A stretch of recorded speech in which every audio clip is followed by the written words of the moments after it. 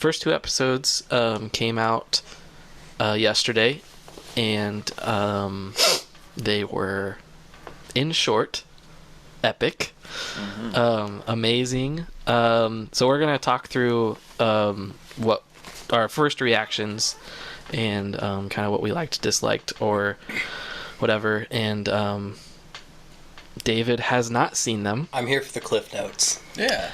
So, Nate, what was your initial thoughts and feelings of the first couple episodes? I thought it was so good. Yeah. I thought episode 1 in particular was like just like the best first episode. I was like so pumped. And I feel like with a lot of the new Star Wars stuff, it's been really like everyone's like had to kind of like change how excited they get about certain things and stuff like that. Yeah. Ben's computer went into sleep mode, and I was having to type in his password to get back in. But like, I was just like unashamedly, insanely pumped for this, and the first two episodes did not disappoint. Absolutely. Yeah. I really enjoyed the opening scenes of like the flashbacks of like the previous trilogy, and like going through pretty much all of like the highlights of really what you needed to know as like a neutral fan. Mm-hmm. So now, clearly being part of this podcast, I've watched this. I'm following along. I'm pulling up some pictures. For someone who doesn't know anything about this. Not you, but the general. Yeah, like just a typical like moron. Yeah. You know? Yeah. Oh, that's what we're going with. Yeah. That's the term we're going with. Okay. So the film takes place. Yeah, that's what, what's the timing of this for someone who might not know? Okay, so this takes place 10 years after episode 3. So like after the, Order 66, all the Jedi get killed, Anakin becomes Darth Vader. And they do like a really good like recap. So like they recap some of the like important scene. Oh, not that. Like showing like important points in Obi-Wan and Anakin's life. To kind of 3 films. Yeah, and then one of the coolest scenes. Oh my gosh! I think this was the best part. This is the very first scene after that recap. They came out. This is the worst podcast ever. There was an opening scene where there were like Jedi younglings and a master like training at the temple. And I'm sure nothing bad happened, right? Actually, nothing bad happened. Not at first. Give it 5 seconds. Nothing bad happened, right, Brad? Yeah, it immediately goes right into like Order 66 where the clones are attacking, and I thought that was so cool just to see like the clones and the master trying to protect the younglings, and it was really cool. You had something to say about that scene? Yeah, it like immediately brought you into like the emotional feeling of turmoil that like Obi-Wan felt at the very end of episode 3. Right. Like as him and Yoda and Organa are like the last 3 kind of to like make a plan of like, okay, what are we gonna do? Mm-hmm. And like that immediately like set the tone for the rest of the episode. Yeah, is like bringing us back to that. Like it's saying like this happened. Like there was a lot of bad things that happened, and it honestly it was kind of unnecessary in a way. That scene. Yeah, just like in the overall scheme of like Obi-Wan's story, you didn't need to see like Order 66 happen again. But I'm glad they did show it because it was really, really cool. Yeah, I think it was a tone setter. I think it was really cool. Definitely. Yeah. Yeah, and then we kind of go through the episode and we see like the repetitive lifestyle of like Obi-Wan's new life on Tatooine. So for our audience that like doesn't know what's going on, so at the very end of the episode, they send the 2 children to 2 different planets, to 2 different families, to like at the end of the movie of episode 3. Yeah, to be in hiding away from Vader, so he like can't find them. And Obi-Wan went to Tatooine to oversee Luke Skywalker grow up. So we like are 10 years after. He knows that much at least. Okay, we're 10 years. Yeah. We're 10 years into that. We see that like Obi-Wan now is like living on Tatooine as like this. I don't even know what you would call his job. Like he's Overseer? basically no. He's like He's a hermit. Yeah, he's like a hermit, but he like actually kind of like works in the town as like a meat processor. Like he just like works on the sand whale harvester. and like clocks in and Sand clocks whale out every day. harvester. Yeah. Yeah. It looked like a big manta ray. Yeah. I should have got a screenshot of that, but But in the sand. Sand manta ray. And they're, Yeah. like harvesting all its meats. yeah. So he's like a butcher, basically. Yeah. I did get a screenshot. But like super So it says 10 years later. super poverty ridden like lifestyle that's just like But you could almost guess that from the movies.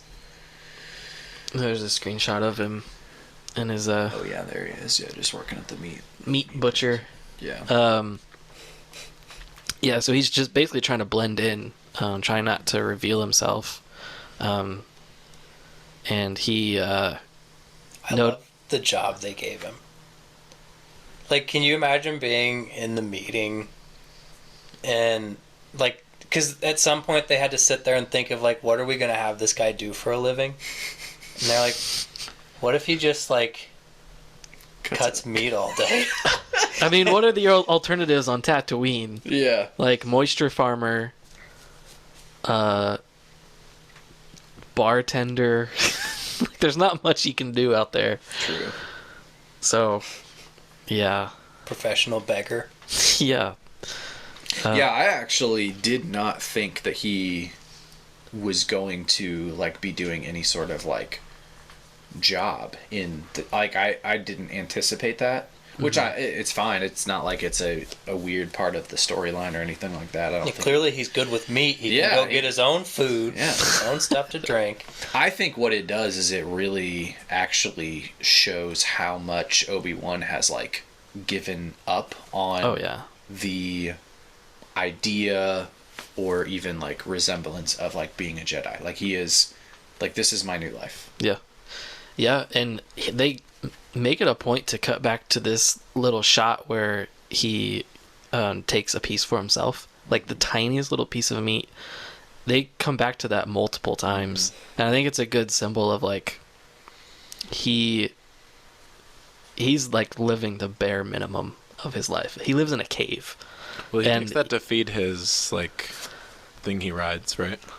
Yeah, probably. You know, with the amount of knowledge I bring to this show on a week-to-week basis, hi Kat, a lot of people think that I live in a cave as well. I'm sorry, I didn't even interrupt for that. Very, very good insight there, David. Just trying to chime in when I can. I thought it was really interesting that they always showed that shot of him taking that little extra meat too. And there's that one scene of him feeding his, I don't know what it's called, but it's like a camel thing with a long snout. He takes it out of his pocket and feeds his thing, and it just shows that like, I don't know, caring side of Obi-Wan still, I guess, even with his little pet thing. You don't hear anything? I don't know. Hello? I heard you. Yep. Yeah. Yeah, that's all right. I got enough of them. Oh, technical difficulties. You still can't hear him? Mm-mm. Say something. Hello. I got enough of them. No, there's no sound of Nate. I don't even think I hear you. I think I just hear you sitting next to me talking. That's mine. Hello. That's mine. Obi-Wan Kenobi. Oh. Obi-Wan. One came out. How'd that? That would be mine. Okay. There we go. Okay. Okay. So Yeah. Okay, so Nate, what did you say? I was just saying, like, I do remember they showed where he had been bringing that that extra meat, and it was to like feed his camel thing or whatever that has like yeah, so it wasn't even for himself. Yeah. Yeah, exactly. It just like shows that caring side of him that he still has, but Yeah. he was like But this really shot trying right to here lay that's low. on the screen of him like riding that trolley to and from, like they show it 4 or 5 times. Yeah, all those scenes they show multiple times of like Yeah. he's just in a routine. Yeah. Well, and the first time, yeah, it's that very opening scene with the Inquisitors that they find the other Jedi, right? Yeah. And Yeah. like I just think the contrast between the two of them, and obviously that comes back later in the episode, but like you can see Obi-Wan is just so uninterested with like it's almost like he's like going out of his way, and I know it's to like protect Luke or whatever, he has a greater calling, but like he's like really not using the Force at all, like no interest in like being a hero or anything. Yeah. And then this other Jedi is like actually sitting there like trying to secretly help people and stuff. Yeah, so I was not expecting another Jedi. I'm so distracted by your cat. It's like Gosh, messing David. with the mics and the cameras. It's just like, The attention span of a squirrel. Evie, are you being bad? What a good kitty. yeah, I made a note to just like bring up, like I actually really liked that they brought up another Jedi in here for the sole fact of the interaction, and I actually can't remember if it's episode 1 or episode 2 where they where he like meets up with Obi-Wan. It's in one, yeah. It is in one. Okay, cool. So he meets up with Obi-Wan and tells him like, hey, I need your help, like we can team up, like I know who you are. And this is like the pinnacle moment that I think that like Obi-Wan shows that he actually truly has given up, because he's telling the other Jedi like there is no hope, there is nothing left, Yeah. like go bury your lightsaber in the sand and like do what I'm doing. Yeah. Yeah, I was not expecting that dynamic at all. Yeah. Especially on Tatooine, like obviously it's a remote planet, so it makes sense to hide out there, but Yeah. Nate, do you feel like that Obi-Wan is in this situation and has like gotten to this point in his mindset because he's on a planet like Tatooine? Or it's actually because it's like 10 years past, like nothing has changed, like he's in this routine? Or do you think if he was like on another planet, like this somewhere with a little bit more like prosperity and livelihood, like that Alderaan. like if he was on Alderaan, Like Hoth. I'm sorry. Living I in have an ice I cube. have so might be few better. bits of input and knowledge for this. I've Do got to you- derail us as much do you as think his possible. environment is a factor in his attitude? I feel like probably just the events of 3 and Mustafar probably play a big toll on his ego, but like I think part of me was thinking like how much of him has like gotten really calloused and given up, and how much of it is that he's like forced himself to adopt that mindset because he knows he can't leave Luke, and he's like watching him from afar for 10 years. Like it's almost like he kind of has to be that way too, because he can't, like I thought of that when he was talking to this Jedi actually, of like even if he wanted to help him, he like can't really do anything to jeopardize Luke's safety. Yeah, he can't interfere. Yeah. Or like expose himself, or Especially not on Tatooine. Yeah. like, yeah. He can't expose himself. Yeah, you can't expose yourself for our children. Right. I'm just waiting for the cane. Is that something that he got in trouble for a lot before this show came out? Yeah, he has a reputation. So So the flip side. I'm sorry, this of would be so much episode- better if I wasn't here. So the flip side of this episode, which I did not anticipate, because solely, like, obviously going into this we were going off of the trailers, did not know that the plot was going to be so focused on young Leia. right.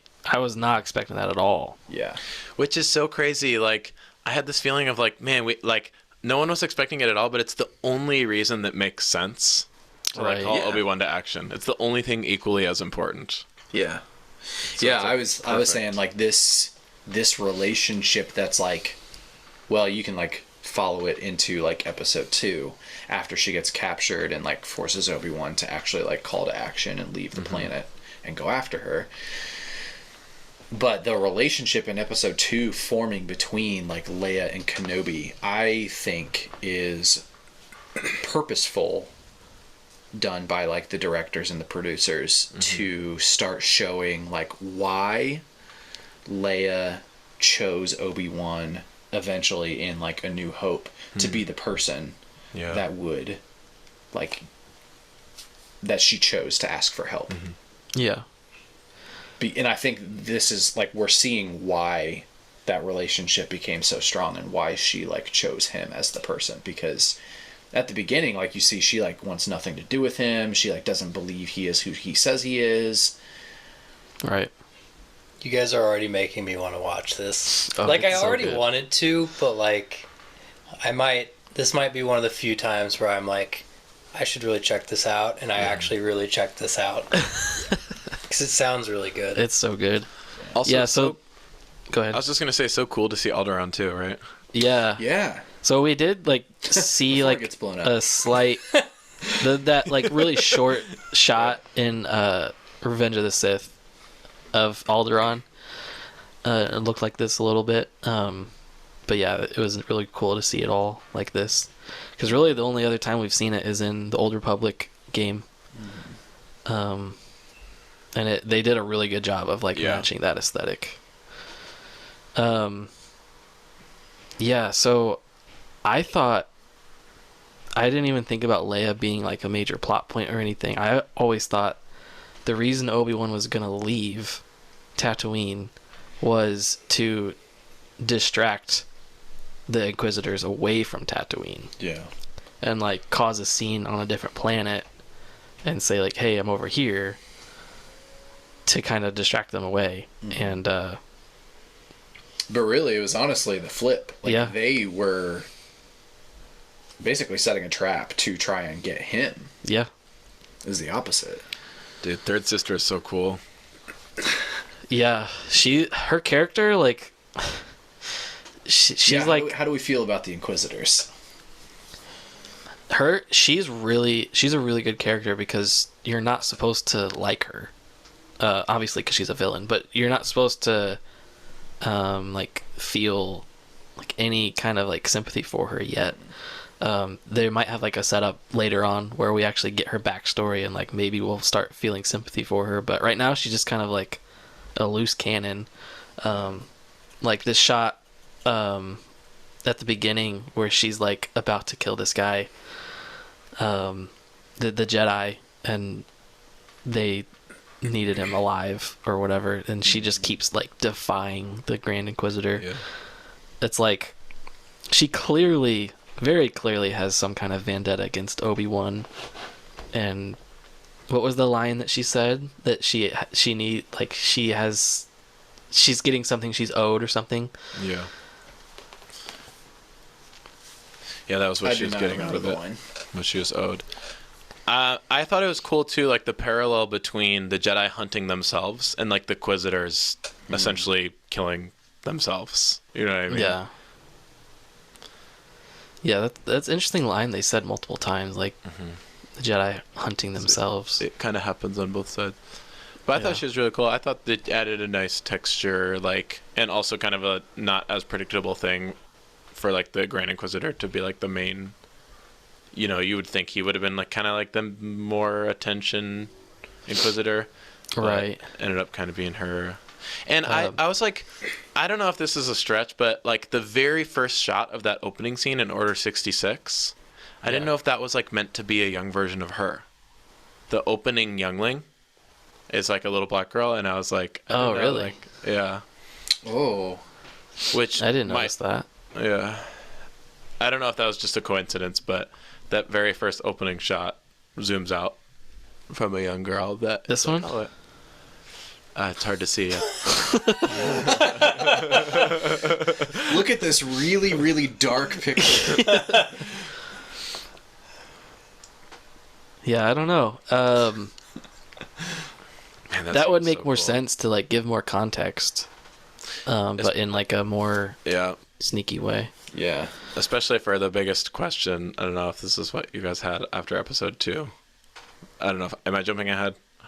No, that's fine. We're kind of... I don't have screenshots for it. Yeah, we're dabbling into episode 2 anyway, so go So, ahead. yeah, you can go ahead. How she knows Vader is Anakin. Yeah. Like, I don't know if just some of the Inquisitors who were Jedi, maybe, but even then, it's like, how would they know unless they knew Vader? Like, they would have had to have become Inquisitors, like, immediately, basically, when Order 66 happened. I actually thought immediately, I was like, did they show their hand, like, the producers of, like, did they show their hand too early in the series by revealing that information? Yeah. Like, that this character knows that. I don't know. Well, yeah. I mean, remember, we only have 4 more episodes to go.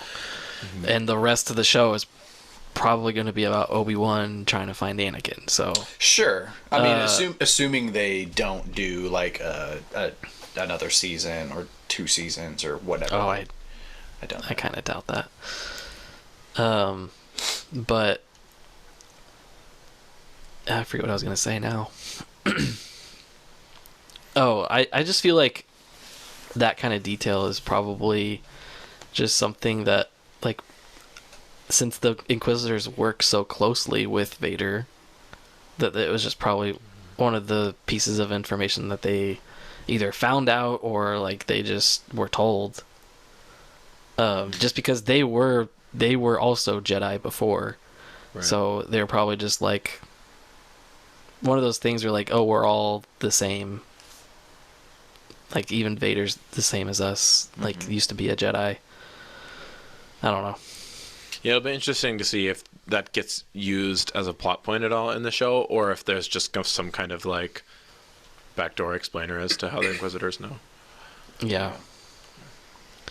Yeah, I mean, because really, they've got, like, 10 years to play with before A New Hope happens.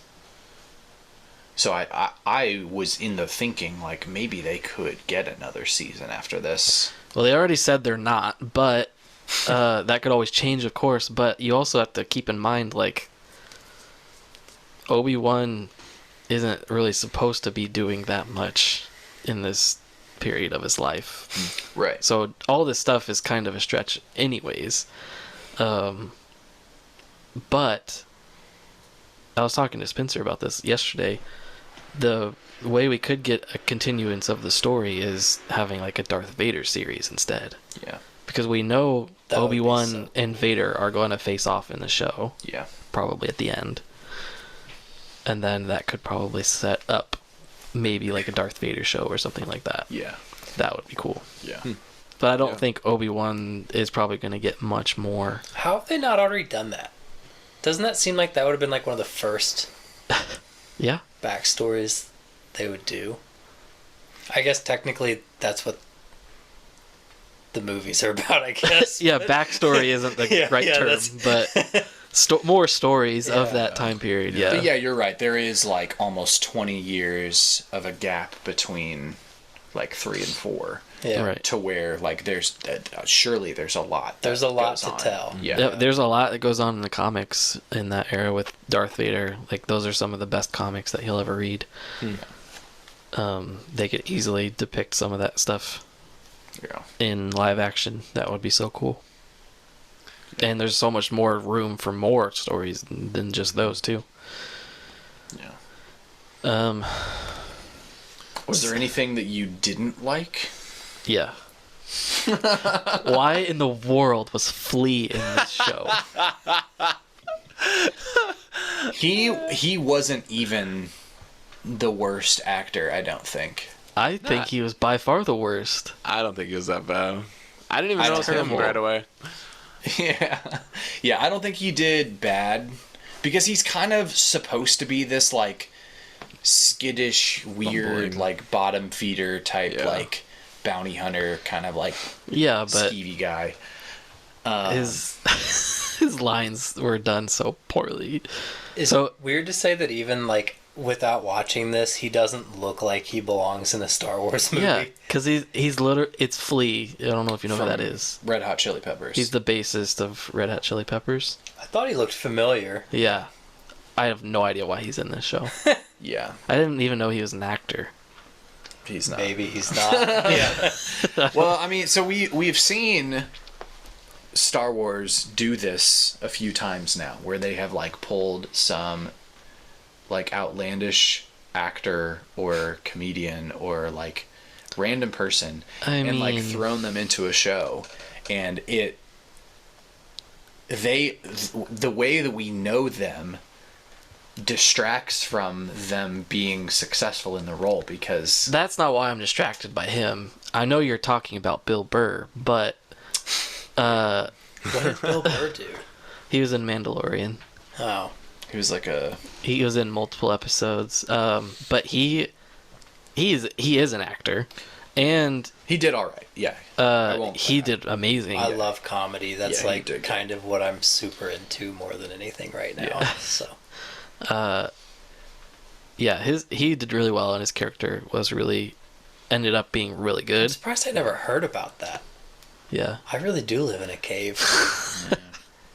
But this chase scene, the chase scene was weird, abysmal. Yeah, this goes up there right along next to the speeder chase scene in Boba Fett, of like, I don't know if the camera shots make it look like they are running super awkwardly and slow, but there is no way 4 grown men cannot catch a 10-year-old in a forest. Yeah. It's just... Have you ever tried to chase a 10-year-old in a forest? At least they like girl. At least they like well, no, tried. I've never chased a 10-year-old girl in a forest. So. Good. So maybe it wouldn't be that easy. But if you watched it, you would be like, they're not really trying to like get her. It's awkward. It was very weird. Yeah. What were you gonna say? I was gonna say I thought the same thing. I thought at least they tried to make it look like she knew the land and was like ducking around trees and like sliding down the hill and stuff. But I mean, how else could they have done that well? Like they had to do something. They should have, made the forest, like thicker or something like that, and made it or look like she like jumps down like a log that only she knows she is could there have and like slides through. The way you guys are talking about it, I'm just imagining like a wide frame shot of like a wide open field, and like she's running, and he like catches her, but then the next shot, he's like really far behind her again, just for no reason. No, it's not that bad, but it's just slow. Look like they're about to grab her, and then she like jumps past a tree, and they're like, "Oh, this tree's in the way. I gotta turn my body," and then now run this. David, way. you're gonna think the scene's amazing now when you see it. Yeah. Have you guys ever seen like the videos, like on social media? And it's one of those videos that just keeps going on, and it's repeat basically, but you can't tell, and it'll say like, just wait for the end. Yeah. And like the train, like a train just keeps getting closer and closer, but then it gets kind of like farther away and then closer, and it never hits anything. That's kind of how I imagine this scene going. Well, it's like that scene in, oh my gosh, Monty Python and the Holy Grail, when the guy's like running. Yeah. And it's like an 8-minute shot of him like running through a field, and then like at the very I love end, that you're already explaining this to me because you know I haven't seen it. haven't seen it. And then So I was already making a face at Brad like, does he know that I haven't seen this? And then I'm like, he knows I haven't seen it. I just default to David has never seen this movie. I mean, I've seen it, but like, there's probably a lot of viewers who haven't seen it. True. So. Yeah. So actually, you have seen it. I know you've seen it because we watched it as a youth group. Was I there? Did we really? You were there. That's an interesting. Yeah, Dave showed us. Dang, I don't remember that. Are you sure? Yeah. I have such a bad memory. I mean, it was Childhood. like early high school, so.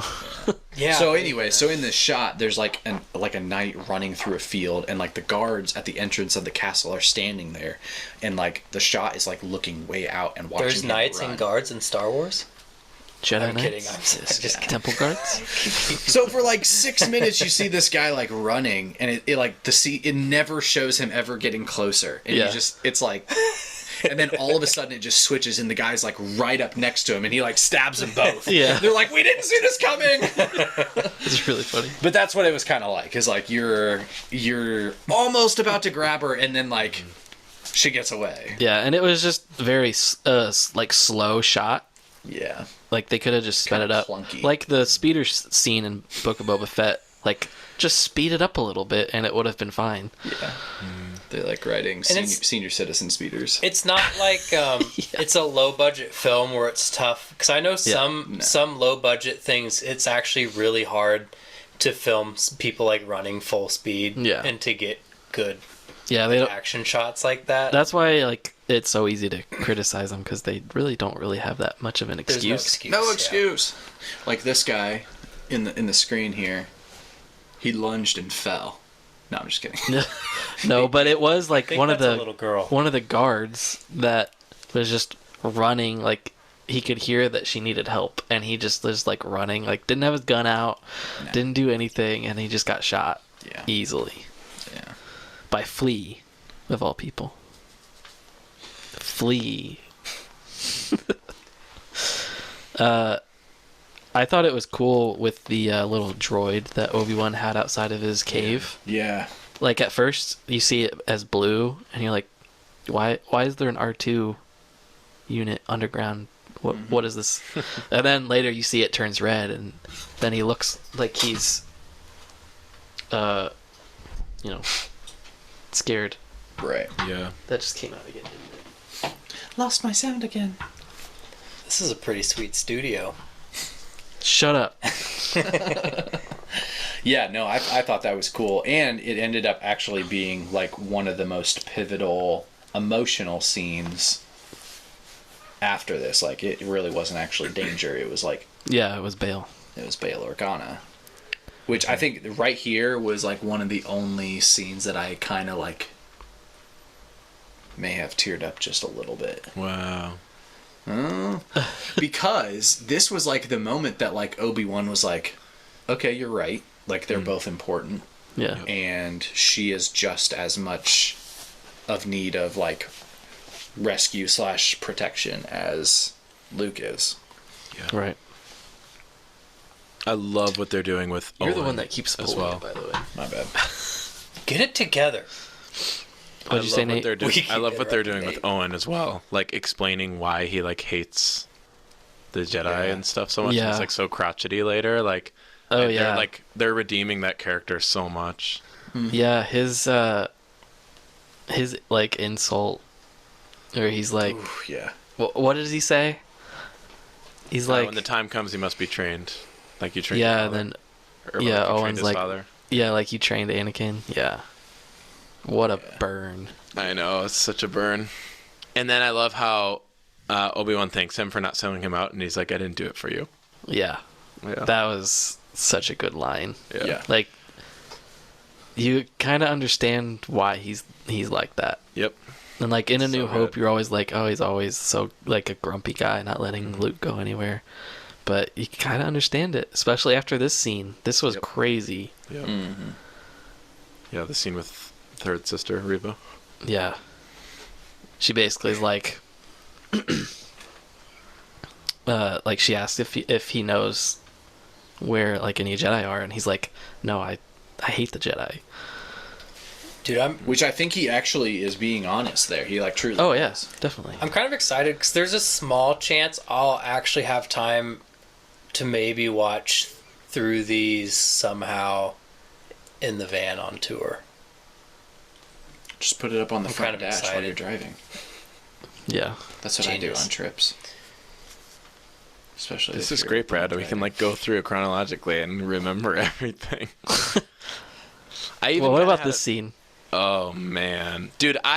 So I thought she's so like the actress is so young, and I know it's like more accurate or whatever, but like they really play into like how her personality is later and like kind of how Padme's was and stuff. But like, I'm like, man, this must be the Force too. That's just making her so insightful because she just roasts the freaking crap out of this. Yeah, I love how they just like they have Alderaan as like all these like diplomatic people that are just like super stuck up.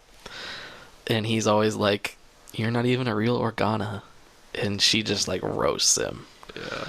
Which is like, I mean, if you have any friends or know people that are like in politics or like politics or anything like that, like that's a 100% like true insult to someone, is like, you're not even like part of this family. Right. Like you're not blood or like whatever. Like that's a real... Yeah, because they're like royalty. Yeah. That's why she's a princess, and that she doesn't even believe that she's that at this point. I love politics. It's my favorite thing to talk about.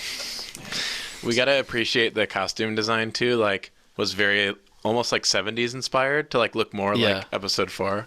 Yeah, it looks like the Jetsons. Kinda, yeah. Yeah, It's like, some of the spaceships. Look at even her outfit. She Yeah. looks like is it the mom on the Jetsons? Yeah. I think that's the exact outfit she wears. Meet the Jetsons. That's how David relates to Star Wars, the Jetsons. Yeah, I was like, you know the Jetsons, but you haven't seen Obi-Wan yet. I don't want to talk about it. Oh man. Yeah. So I loved at the end of episode 1 where Obi-Wan's basically like decided that he's gonna go help, and the scene where he goes and digs up his lightsaber was so good. Yeah. Because you also see Anakin's in there too. I think episode 1 by itself was like an A grade, like A or A minus. Like, oh, shit. Yeah, the chase scene was really the only like weak point. Oh, moving into like episode 2. Yeah. I don't have the screenshots. So, sorry. I internally, while watching that episode, felt...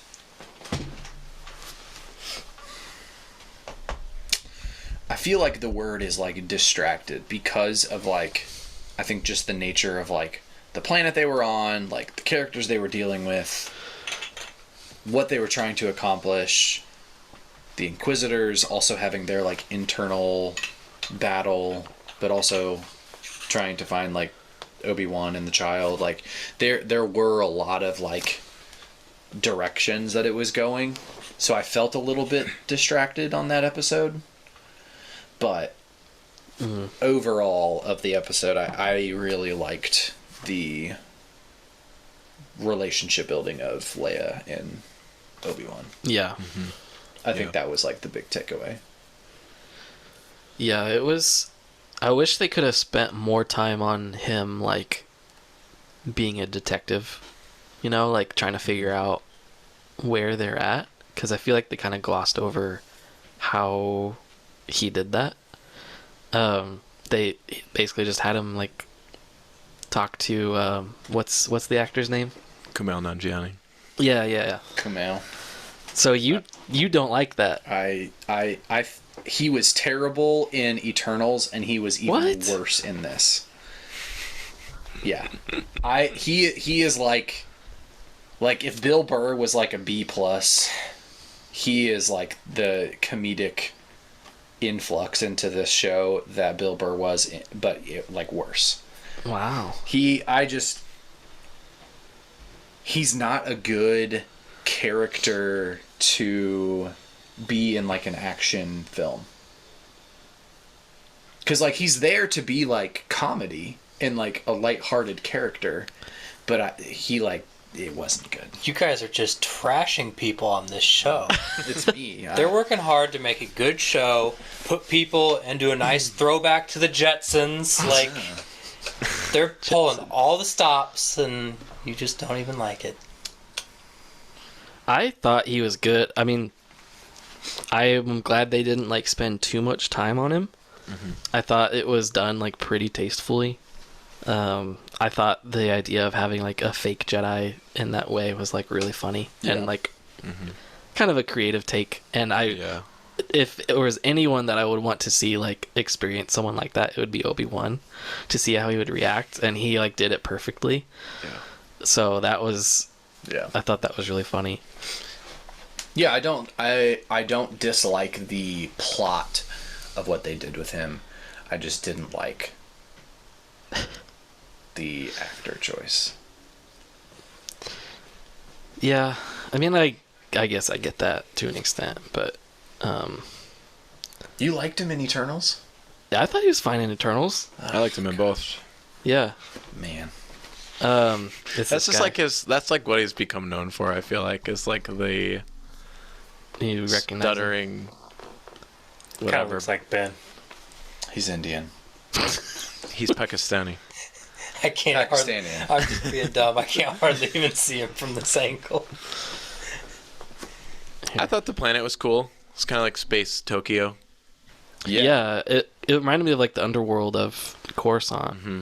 Some cool looking aliens and stuff that like actually, caught my I eye. got like as they were like doing like the aerial view of like him walking through the street. Yeah. I got like flashbacks to like him and Anakin. Yeah. Doing like the speeder chase, right, or like the bounty hunter chase in episode 2. Never This heard like of really subtle shot, but I thought it was so cool for some reason. Was so Obi-Wan goes up to the roof, right? Like this whole chase breaks out. He frees Leia, and then it gets into kind of the craziness you were talking about, Ben, when he's like trying to control her and like trying to escape. Like that whole part for me too. I was like, this is so stressful. And then, and then finally he gets to the roof, and like some of the guys are shooting at him. I thought that like weird elephant-looking alien was so dope though, and so he's like shooting at Obi-Wan, and then and then I don't know what it was, but when Reva like falls off of the building. She like falls forward onto the roof below. I was like, I don't know why, that was just like the coolest shot ever. It's like the first moment she like springs into action. That was another like scene where it's like shot slightly too slow. Like her jumping and running was like it felt like they were slow-mo. shooting him behind that barrel for like 10 minutes. Yeah. And he Like kept shooting back, and it was like he kept hitting the same spot to the right of his body, like just a little bit to the left, please. Yeah. Yeah. And then he had to use the Force. Yeah, the whole thing where like he was basically just like being good old Uncle Obi-Wan, trying to look out for her. Like he bought like the other clothes for her, and she was like wanting the gloves. He's like, okay, and the gloves too. It's like so funny. Do you think when he had to Force catch her, the Inquisitors felt a little tingle? I mean, yeah. Wouldn't you? If Obi-Wan Kenobi was near you and used the Force, you'd feel a little tingle. Yeah. Sorry, go ahead. I do think that like they obviously hadn't been like sensing him the whole time, because he had been like he cut himself off from the Force. He was pulling a Grogu. Yeah, or a Luke. Or a Luke. Yeah. I guess Luke did that too, yeah. Sounds like a When Luke does it, everyone gets mad, but everyone else doesn't. It's fine. That's funny. Or a Luke sounds like a toothpaste brand. Or a Luke. I loved the misdirect too of like we thought he was gonna fight at the end. Yes. Yeah, it just pulled up that scene. Yeah, literally. Yeah, that scene. Like lightsaber ready, like hiding behind the boxes, just like waiting for like the boxes to get pushed out of the way. Scene. Obviously, we can get into the how does she know of it all, but yeah. I thought the scene was pretty well done, though. There's that one question, but so you probably know more about like the Inquisitors than Brad's the expert. Yeah, the rest of the three of us. I'm not an expert. What? Just because I watched Rebels. Well, it's also didn't they they have that in what's the game with Cal Kestis? Fallen Order. Yeah, isn't there Inquisitors in that one too? Yeah. Yeah. But that takes place after all of this, right? Or before? It's around the same time, I think, actually. Mm-hmm. I think they cross over. Yeah. I know we only have like 4 episodes left, so maybe this was on purpose, but like, was it too soon of them to like kill off the Grand Inquisitor? Oh, I should have figured this out before the show. You want to tell him, Brad? he's not. He can't be dead because Rebels takes place way later. Yeah. Or is there another Grand Inquisitor? Now that's what I was thinking. I don't think that's true, but he looks much different. I think that they're gonna serve what is best for the show and the average watcher that maybe doesn't necessarily watch the animated stuff. And I feel like it's easier to explain how people survive, like how many people survive stuff worse than that in Star Wars. You know, Too many. Yeah. it's true. Yeah, Darth Maul survived. Yeah. Right. So it's like I'm sure I don't like I wouldn't be surprised if he doesn't come back in this show, but that like in the other stuff it's like, oh, he survived. Yeah. Okay. You brought up his look, Brad. Did you get over his look? No. Because I mean, I really wanted him to look more accurate because like you pointed out to me before, like there was an alien in one of the earlier movies that like was more accurate. And yeah, they had this race, isn't it? In Revenge of the Sith. Utapau? Yeah. Yeah. He's a Powan. But like I think like it's still like I still was like, you know, whatever. I think I just had time to get over it because he was in the trailer. Yeah. And he looked like such a Teletubby in the trailer. Yeah. But like they made his eyes yellow, you know, and they made his teeth look bad, and like his acting was good enough too that I was like, okay, it kind of warrants like seeing his real face for some of the acting stuff. So like at least for me, I was like able to kind of like get behind it a little more after seeing it. I agree, but if he really is like dead for the sake of this show in the second episode, there's no excuse for all of that. Yeah. Like they could have just made him more accurate. Yeah. I really don't understand. And speaking of Fallen Order, the sequel trailer for that dropped. Mm-hmm. And the Grand Inquisitor is in that game, and he is completely accurate. Yeah. So, and that's in a game. So like. So they have no excuse. Yeah, I don't really understand the logic behind it, other than. I'm sure it was mostly a money thing because the face is like the most expensive CG thing to make, especially with action or acting, like motion capture and stuff they would have to do. Yeah. But I don't know. They did it before. Yeah. And with how little screen time he's had, like, I don't think there was really that much of an excuse other than them wanting the actor to be more prominent. But I don't know. Or we're all wrong, and it's a totally different person. Yeah. Yeah. Maybe you've been bamboozled. Bamboozled. So speaking of, do we want to jump into Star Wars future things? That's the that's the race. Alien. Yeah. Sorry, I'll pull it up. I'll pull it up, David. Don't worry. I don't have this set very well. But on a scale from 1 to 10, how jazzed is everyone for the next 4 episodes? Jazzed, I say. 11 out of 10. That's what it looked like this morning. So here's the comparison photo. Oh yeah, there it is. Yeah, do those look like the same person? They look like twins. It is interesting. Like the one on the right looks like he's from Star Trek. The one on the left looks like me when I get out of bed in the mornings. Now that I'm looking at it, though, it looks mostly practical. Practical? Like it wouldn't even have been CG. Yeah, I'm pretty sure it was practical. Yeah, the one in the middle is what he looked like in the animated series. Yeah. So interesting. Yeah. Oh well. I mean, I'm not like super upset about it. Right. No. Yeah, I mean, honestly, if that's the worst part of the entire series, then I think we're gonna be okay. Yeah, and if he's not in it anymore, like if he's like dead, quote unquote, then I'm fine with it. Darth Vader reveal at the end was so dope. Oh yeah. So it revealed him in the tank at the end. Yeah. Well, the big thing was that Obi-Wan learned that Anakin or Darth Vader was alive.